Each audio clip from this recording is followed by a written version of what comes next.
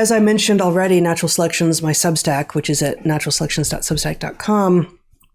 I haven't had nearly as much this week as last week, but this week I did post some of the remarkable portraits that a Canadian photographer by the name of Dan Aponte, boy, he and I have been in a lot of conversation. I'm not actually sure I'm pronouncing his name correctly. I hope I am, Dan.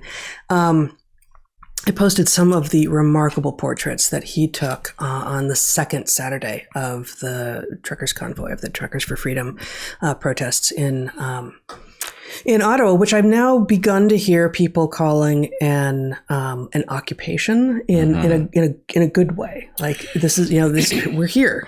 We are here, and we're going to stay here until the mandates go away. And that is part of what we'll be coming back to after we do our ads and such here. Well, I feel like occupation actually is a little bit like, I think, the term woke, right? Some of us were not sure what to call the woke revolution back when people typically called it social justice warriors, right? Because social justice warriors is pejorative. And if you want to just simply say this thing fails on its merits, I don't need to label it badly in order to reveal how broken it is. The point is, woke is a term that's actually viewed positively inside the movement. And those of us on the outside can use that term and say, look, this is nonsense. It's not what woke used to mean.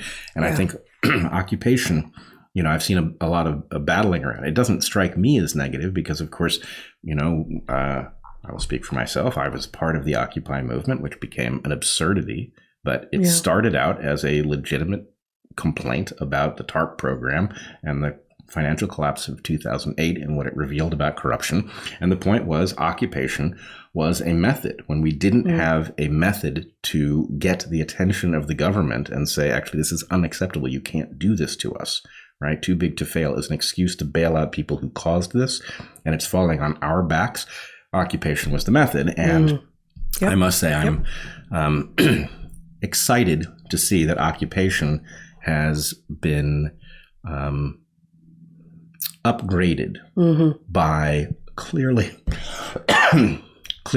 working class people who have a legitimate gripe with the federal government, which has obviously captured the imagination of many, many millions of people, not just in Canada, but across the globe.